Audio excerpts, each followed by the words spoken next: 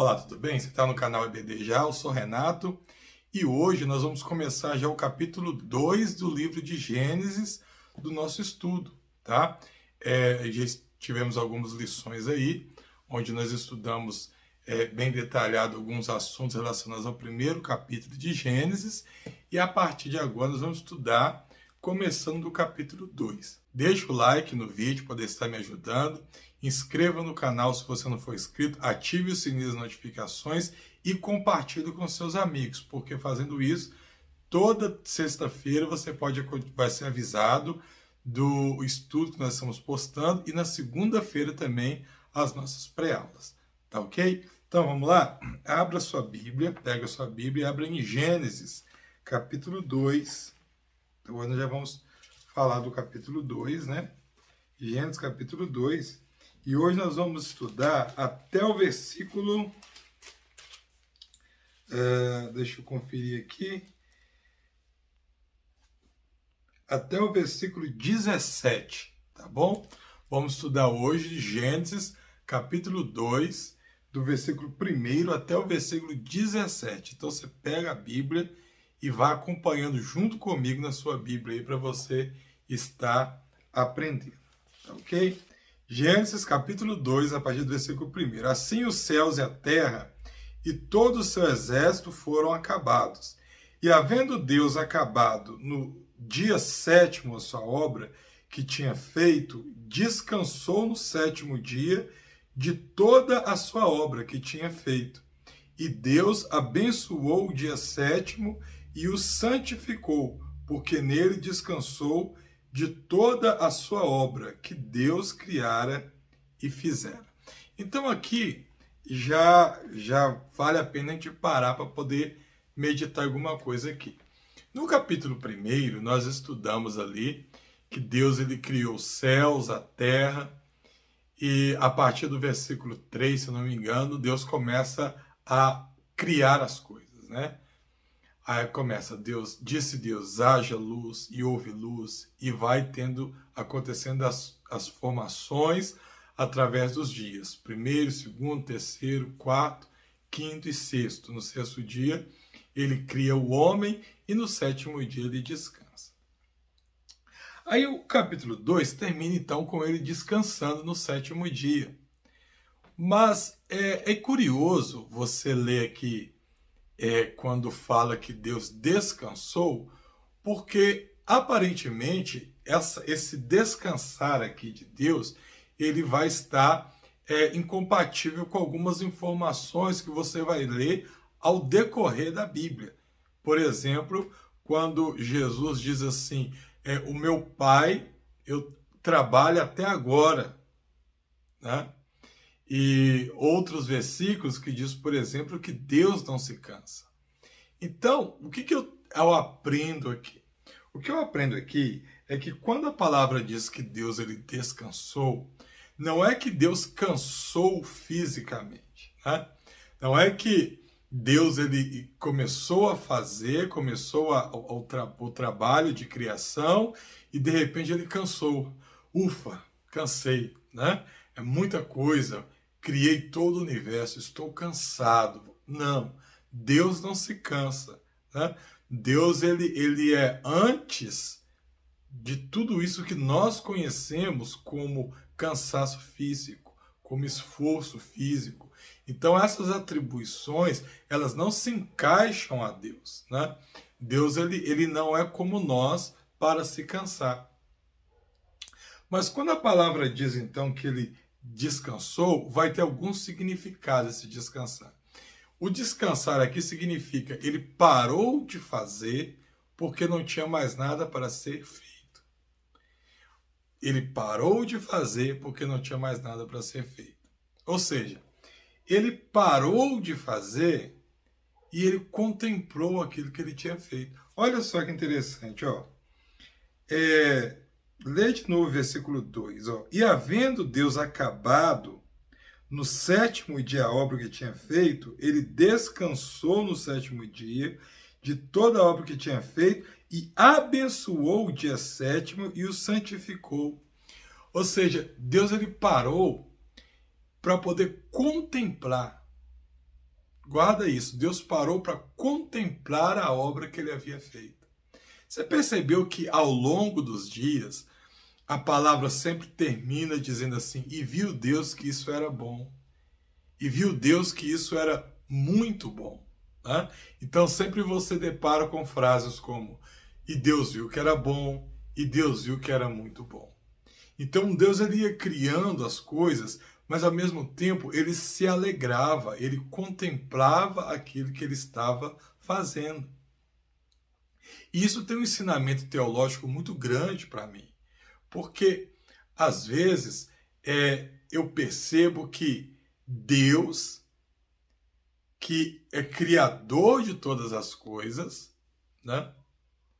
Deus, ele parou para contemplar aquilo que ele tinha feito. Ele parou para desfrutar, né, daquilo que ele havia feito. E muitas vezes, nós como seres humanos, não temos essa oportunidade. Ou melhor, não que nós não tenhamos, mas nós não percebemos isso. Às vezes no mundo com tanta preocupação, com tanta luta, com tanta coisa, um mundo que é tão corrido, né? Nós preocupamos somente em conquistar, em alcançar, em adquirir, mas nós não temos tempo para parar e contemplar e curtir aquilo que Deus tem nos dado. Você já parou para perceber que Deus às vezes tem te dado tanta coisa, coisas físicas, bênçãos, livramentos, conquistas para a sua casa, conquistas para o seu lar, e às vezes você não para poder agradecer, às vezes você não para poder desfrutar aquilo que Deus tem te dado para a sua vida, né? E eu aprendo isso já, esse princípio aqui, olha, no segundo capítulo do Gênesis, né? Que Deus, o próprio Deus, ele fez, depois ele parou para contemplar aquilo que ele tinha feito. E se o próprio Deus, ele parou para curtir a sua criação, para desfrutar, para contemplar a sua criação, por que que eu tenho que viver uma vida onde eu não posso parar? Onde eu tenho que preocupar todo dia em alcançar, em conquistar, em adquirir, né? Não, pare um pouquinho. Olhe para trás. Às vezes, quando você para e olha, a jornada fica mais leve. Sabia? Por que fica mais leve? Porque quando você para e olha para trás, que você vai conseguir enxergar realmente o que Deus tem te dado. O que através do esforço, Deus abençoou o seu esforço, você contemplou, você conseguiu, você conquistou e Ele abençoou o que você conquistou. Né? Então isso é muito interessante. Vamos seguir aqui então, falando agora da formação do Jardim do Éden, né? Capítulo 4, versículo 4, agora diz assim: estas são as origens do céu e da terra quando foram criados, no dia em que o Senhor Deus fez a terra e os céus. Aqui, ó, então também, versículo 4, é outro parêntese. Parece que está repetindo a história.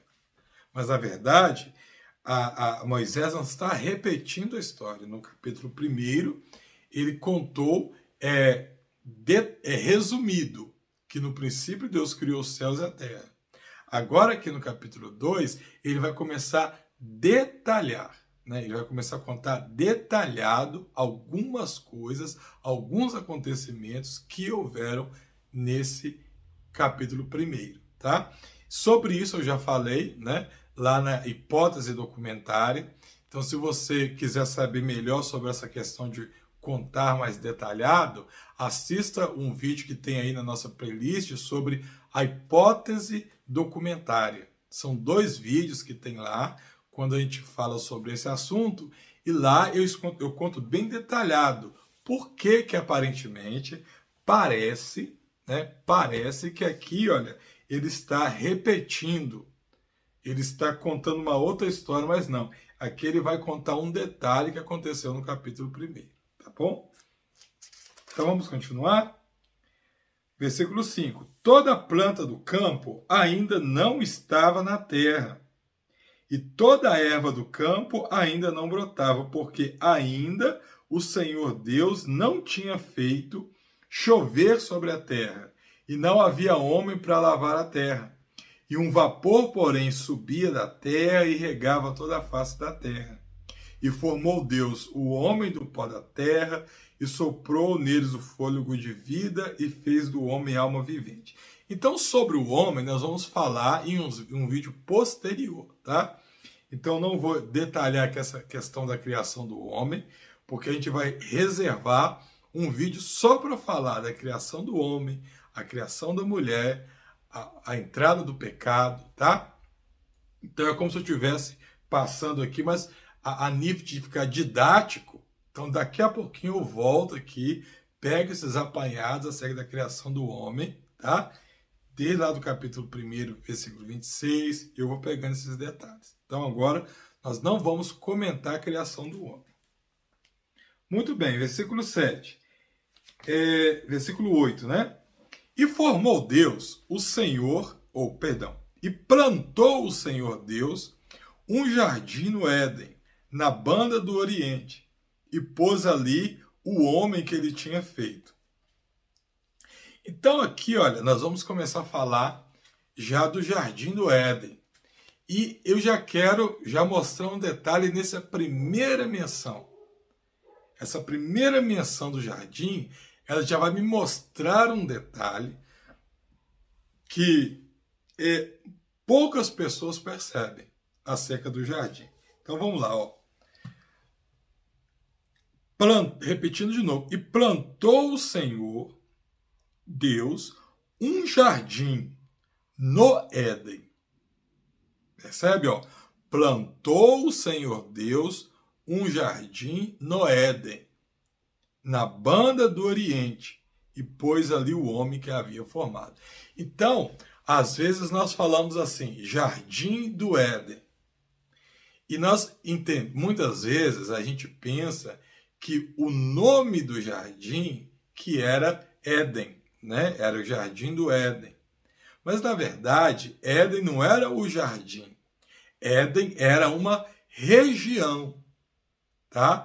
E naquela região chamada Éden, Deus ele vai plantar um jardim, tá? Então perceba que, olha, plantou Deus um jardim no Éden. Então não fala aqui que ele plantou o jardim do Éden, mas fala que ele plantou um jardim no Éden, né? Então o Éden aqui era uma região, tá? Era uma região, e nessa região Deus planta um jardim e coloca o homem ali para habitar. E aqui, olha, eu vou entender também outro detalhe, versículo 9. E o Senhor Deus fez brotar da terra toda árvore agradável à vista e boa para a comida, e a árvore da vida, e no meio do jardim, e a árvore da ciência do bem e do mal. E saía um rio do Éden para regar o jardim, e dali se dividia e se formava em 4 braços. Então, a ideia aqui, uma outra ideia do Éden, é que o Éden ele entra aqui na história trazendo uma ideia de santuário, tá? É como se o mundo existisse, né?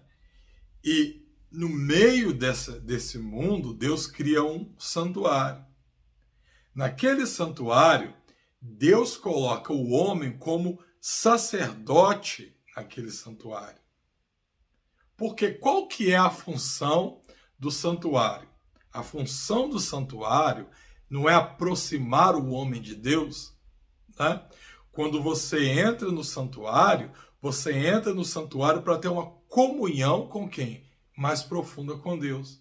Você entra no santuário para quê? Para poder buscar a face de Deus e ouvir a face de Deus. E ouvir a voz de Deus. Então, se você pega a ideia de santuário e troca o nome santuário por igreja, por exemplo, para que você vai na igreja hoje? Porque é um local que você vai exclusivamente para adorar o nome de Deus, não é? E lá é um local que você vai exclusivamente para adorar a Deus, para entregar a sua oferta diante de Deus e também para poder ouvir a voz de Deus, o renovo de Deus, a unção de Deus para a sua vida, para te fortalecer, para você continuar, prosseguir na caminhada. Então, essa ideia de santuário, ela vai acontecer aqui no Éden. Essa ideia do santuário acontece aqui porque você tinha o mundo, Deus já tinha criado o mundo, mas nesse mundo havia, naquela região, tinha uma região chamada Éden. Mas nessa região, Deus faz um jardim. Nesse jardim, o homem ele é colocado nesse jardim para poder cuidar do jardim. E a palavra mais na frente que vai falar que Deus ele visitava o homem naquele jardim todos os dias. Na virada do dia, Deus visitava o homem. Então, você tem aqui, olha, um templo, que é o jardim. Você tem o homem trabalhando no templo. E você tem Deus descendo naquele templo e tendo uma comunhão com o homem. Então, o Jardim do Éden, ele trazia a ideia do primeiro santuário, né? A primeira ideia de santuário que nós temos é exatamente o Jardim do Éden. E é tão forte essa ideia de santuário aqui no Jardim do Éden, porque quando você analisa a ideia do santuário, dentro do Éden, você consegue juntar todas as peças. Porque muitas pessoas elas vão entender que a ideia do santuário, a ideia do sacerdócio, ela vai começar lá em Levítico, né? Quando Deus separa Moisés e fala com Moisés para que fizesse um santuário, fizesse um tabernáculo para que o povo pudesse adorar a Deus, né? Só que a gente vai ver aqui mais à frente que, na verdade, antes de existir Moisés, antes de existir um povo específico ali de Israel, já se buscava, já se pregava a palavra de Deus, já anunciava na forma de evangelismo a palavra de Deus. E outro, antes de existir Levi e um sacerdócio levítico, eu já tenho referências na Bíblia de um sacerdócio, de um rei sacerdote que já trabalhava como sacerdote do Deus Altíssimo, que era Melquisedeque. Quando chegar lá em Abraão e Melquisedeque, nós vamos falar mais disso. Então, de onde vem essa primeira ideia de sacerdócio? Essa primeira ideia de sacerdócio, ela vem já desde o Jardim do Éden. Então, o que nós podemos entender através daqui? Que mesmo o homem tendo pecado, a ideia de adoração a Deus, ela vai permanecer, ela vai passar, porque Caim vai matar Abel, mas a gente vai ver mais para frente, só que aí depois Deus vai trazer Sete, e através de Sete, a humanidade começa a buscar novamente a face de Deus. E quando essa humanidade começa a buscar a face de Deus novamente, eles começam a adorar a Deus. Eles começam a anunciar o nome do Senhor. E eles tinham, nós podemos entender que eles tinham uma certa forma de culto, de cultuar a Deus. Por que eles estão falando isso? Porque quando você chega lá em Melquisedeque, você vai entender que já existia um sacerdócio. Então, se já existia um sacerdócio, então já tinha uma certa estrutura, uma certa forma de buscar a Deus. Que nós vamos detalhar quando chegar lá, mas a ideia primária vai partir de onde? Daqui do santuário, daqui do Éden, tá? Outra coisa, a questão do Éden aqui, é o seguinte, quando a palavra fala do Jardim do Éden, Tem uma outra oportunidade aqui, Ezequiel 28. Abre comigo aí, ó, Ezequiel, deixa eu marcar aqui, vamos abrir lá. Ezequiel 28. Ezequiel 28, 11, né? 11. Aqui na profecia do rei de Tiro, a gente sabe que Deus está falando aqui com Satanás.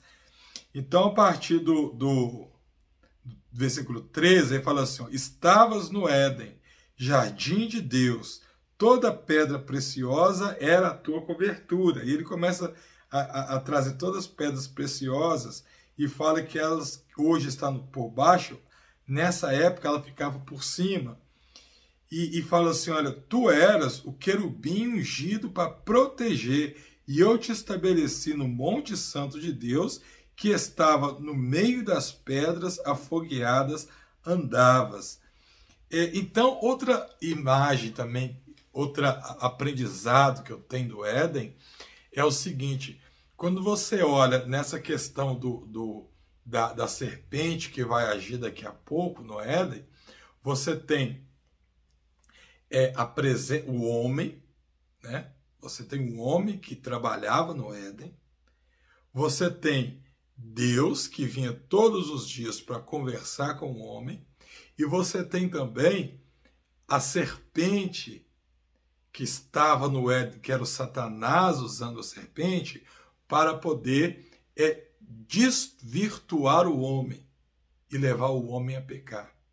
Então esse triângulo, vamos dizer assim, né?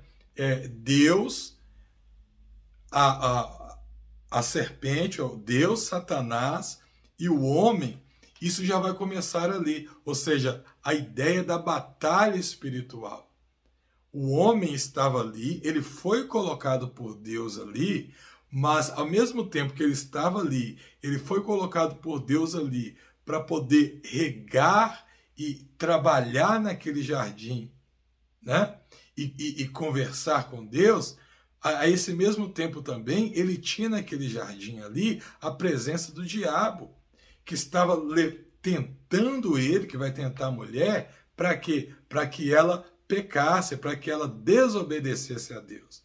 Ou seja, era uma batalha espiritual que vinha além do homem, uma batalha que começou muito antes de Deus formar o homem, né?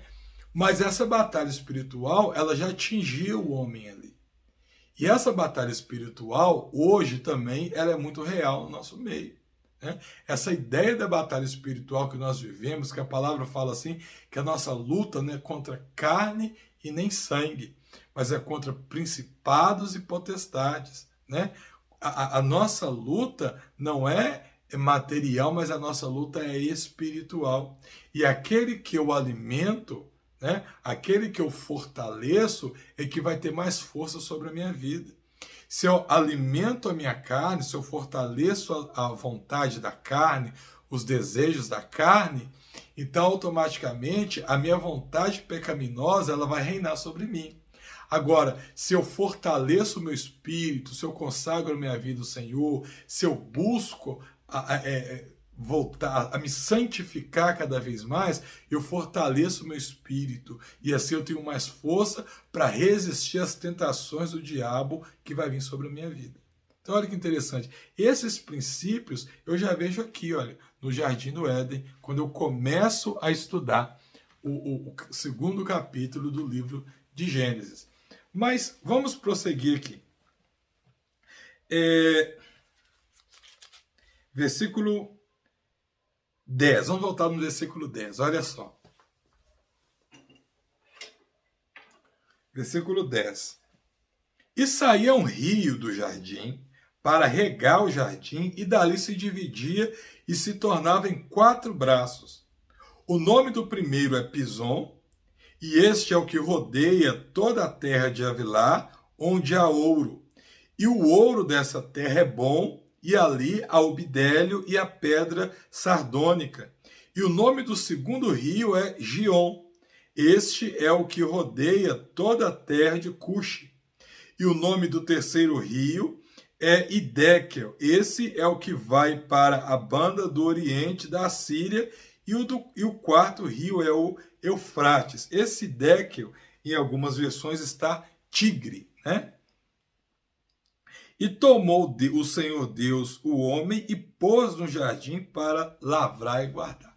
Então vem a pergunta: onde ficava o jardim do Éden? Muitas pessoas têm buscado a localização do jardim. Tem pessoas que deduzem onde o jardim pode estar. Eu vou estar colocando uma foto para você aí, um mapa, tá? E nesse mapa a gente tem algumas ideias que as pessoas usam para poder ter uma noção de onde ficaria o jardim. Vamos analisar essas informações. O que a Bíblia fala aqui? Então eu já aprendi que o Éden era uma região. O Éden não era só o jardim. O jardim estava dentro da região do Éden. E a palavra diz aqui que nessa região do Éden havia um rio. E esse rio ele desmembrava em 4 braços. E esses braços formavam então 4 rios, que era o rio Gion, o rio Pison, o rio Eufrates e o rio Tigre. Certo? 4 rios. Então, a partir da localização de alguns rios, as pessoas hoje tentam deduzir onde seria o Jardim do Éden.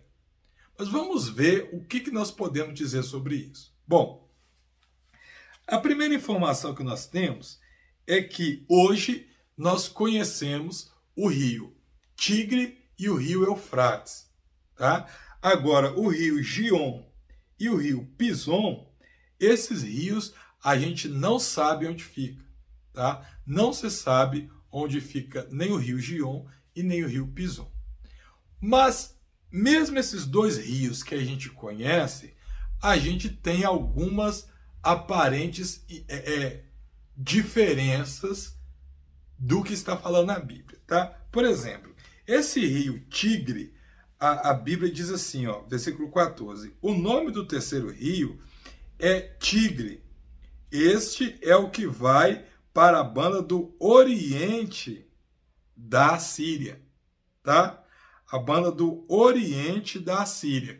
E o rio Tigre hoje, ele não passa ao oriente da Síria, ele passa ao ocidente. Hoje, o rio Tigre, ele passa exatamente do lado contrário da Síria, que aqui está falando. Tá? Ele não passa do lado que mostra aqui, ele passa do lado contrário. Então aqui já é uma dificuldade. Então algumas pessoas, elas entendem que o Jardim do Éden, ele estaria mais ou menos na região da Mesopotâmia, algum local entre o Iraque e o Irã, aquela região do Iraque ali. Eles acreditam que ali ficaria o Éden. Por quê? Porque muitos pensam que esse primeiro rio que fala aqui, olha, versículo 11, o nome do primeiro rio é o rio Pison. Aí diz assim, ó, que este é o que rodeia toda a terra de Havilá, aonde há ouro. Então, muitos pensam que esse rio Pison poderia ser o rio Jordão ou o rio... Me falha a memória agora, mas eu vou colocar o nome para vocês aí. Então, tem o rio que passa no Irã, né? Eu vou achar o nome dele, vou passar para vocês aí. E muitos acreditam que por essas informações que falam aí, que este seria o rio Pison. Já o segundo rio, que é o rio Gion, aí diz assim, este rio Gion é o que rodeia toda a terra de Cuxi. Cuxi seria a região da África. Então muitos pensam que o rio Gion seria o rio Nilo. O rio Nilo. O rio Eufrates é o que nós já conhecemos. E o rio Tigre seria o rio que nós já conhecemos. Dessa forma, o Jardim do Éden ficaria mais ou menos no Iraque. Há algumas variantes que pensam que o rio Gion seria o rio Nilo, o rio Eufrates é o que já está aí, o rio Tigre é o que está aí, e esse rio Pison seria o rio Jordão. eles pegam como base aquela referência de Zacarias, onde diz que o Monte das Oliveiras, no final, ele irá se fender de alto a baixo e Deus vai colocar ali o seu trono, né? Então, baseado nessa visão, eles entendem que o rio Pison seria o rio Jordão e que Jerusalém seria o local onde anteriormente aqui era o Jardim do Éden. Que o local que era o Jardim do Éden é onde é Jerusalém hoje, tá? Esse rio Pison, então, seria o rio Jordão, o rio Tigre e Eufrates nós conhecemos, e o rio Gion seria o rio Nilo, tá? Mas isso é biblicamente correto? Não. Porque nós não podemos bater o martelo e dizer que isso está biblicamente correto. Por dois pontos, motivos. O primeiro motivo é o que eu passei para vocês, a questão do rio Tigre. O rio Tigre, o rio Tigre, ele se encontra hoje numa posição contrária ao que tem uma referência aqui na Bíblia. E a segunda questão é que veio o dilúvio.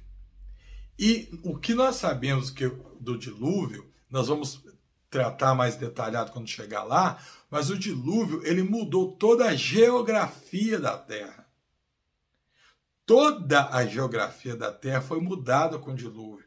O dilúvio, ele trouxe impactos de todas as formas na Terra, seja no clima da Terra, seja até mesmo na rotação, impacto na rotação, no eixo, melhor dizendo, da Terra, nós tivemos impacto. A criação de cânions, montanhas.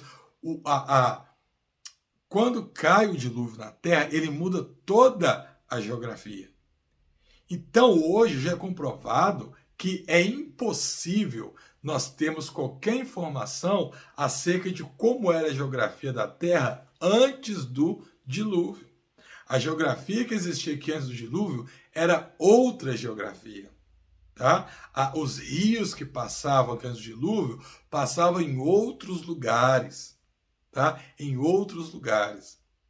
Aí você pode perguntar, mas então, por que existe o rio Tigre e o rio Eufrates? Isso é muito comum. É porque nós podemos dizer que seria um rebatismo. Tá? Então, pega, por exemplo, aqui, cidades que você conhece hoje, que são cidades batizadas com o nome de Nova, ou de Novo, por exemplo. Você tem Nova York, né? Que é um nome tirado de uma outra cidade. Você tem Nova Friburgo, você tem Nova Dessa, você tem várias cidades que tinham nome, né? E a pessoa às vezes sai daquele lugar e quando ele muda para outro lugar, que ele vai rebatizar aquele lugar, o que ele faz? Ele pega e põe em homenagem àquele lugar que ele está o nome daquela cidade que ele veio. É como se você morasse, quer ver? Eu vou puxar a sardinha para o meu lado agora. Eu moro em São Joaquim de Bicas, né? Aqui em Minas Gerais. Então, digamos que eu gosto demais de São Joaquim de Bicas. E realmente gosto, é uma cidade muito boa aqui. Aí, digamos que amanhã ou depois eu vou fazer uma missão, tá? Uma viagem missionária lá para a África. E, de repente, da África, eu, sei lá, vou para uma ilha qualquer, descubro uma ilha lá, e, de repente, eu vou batizar aquela ilha com um nome. Como eu vivi muitos dos meus anos aqui em São Joaquim de Bicas, o que eu posso fazer? Quando eu for dar um nome para aquela ilha a qual eu vou batizá-la, eu posso dar o nome para ela de Nova São Joaquim de Bicas, ou então Nova Bicas, né? Isso não era nada errado. É uma homenagem que eu estou fazendo à cidade que eu gosto, à cidade que eu tenho uma nostalgia, uma saudade daquela cidade. Então, em homenagem àquela cidade, eu vou colocar o nome naquela ilha lá de Nova Bicas, ou de Nova São Joaquim de Bicas. Então, se, sei lá, daqui 3.000 anos alguém descobrisse aquela cidade e não soubesse o que estava acontecendo, ou aquela ilha, poderia simplesmente chamar ela de Nova Bicas ou de Nova São Joaquim de Bicas, sem saber o porquê do nome.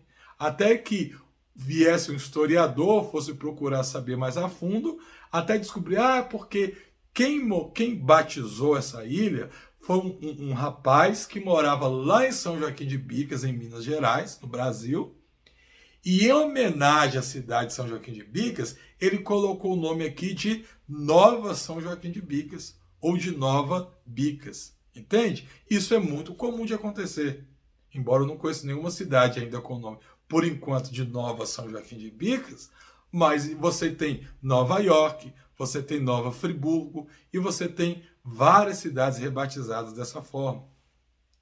Então, a ideia mais plausível para nós aqui é que esses rios Tigre e Eufrates que nós conhecemos hoje não são o rio Tigre e Eufrates originais aqui, né? São rios que, depois do dilúvio, eles tiveram que ser rebatizados. E como eles eram rios principais ali da Mesopotâmia, foi os dois principais rios, né? A partir de onde a civilização começou, os primeiros habitantes, quando chegaram ali, que viram aqueles dois rios, né? Eles tiveram que batizá-los, tiveram que colocar um nome naqueles rios. Então, em homenagem aos rios que os seus pais falavam, em homenagem aos rios que os seus antepassados falavam, que eram Gion, Pison, Tigre e Eufrates, desses 4 nomes pegaram 2. Aí pegou Tigre e Eufrates e rebatizaram aqueles novos rios com o nome de Tigre e Eufrates. Mas, na verdade, então, eles não eram o rio original, mas seriam os rios rebatizados após o dilúvio. Tá bom? Após o dilúvio. E, assim, seriam os rios, então, rebatizados após o dilúvio.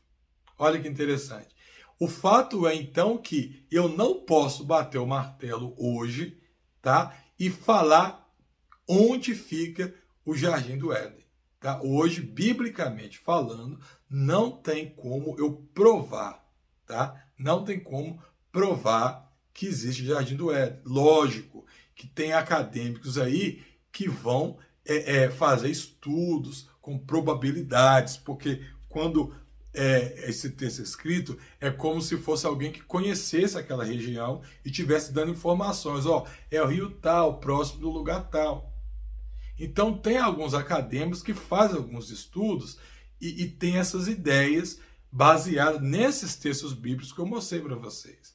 Mas também existe vários acadêmicos, tá, de pensar, muito conceito na academia, que pensam da forma que eu estou passando para vocês, que hoje não tem como bater o martelo e dizer onde fica mais o Jardim do Éden, tá bom?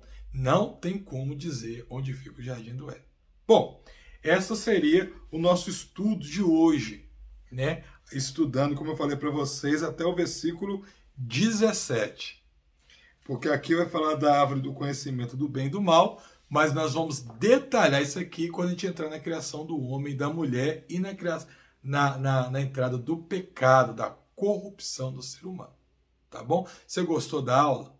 Você acha que te ajudou de alguma forma? Se estiver te ajudando, deixa o like para nós aí para poder estar nos ajudando, tá bom? Deixa um like, se inscreva no canal, porque aí na semana que vem nós vamos continuar a partir daqui, né? Nós vamos continuar agora falando a criação do homem, a criação da mulher, e nós vamos continuar explanando esse capítulo aqui. Então compartilhe com os seus amigos também, para que eles tenham acesso a isso daí, tá? Que Deus te abençoe, fique com Deus e até o nosso próximo encontro.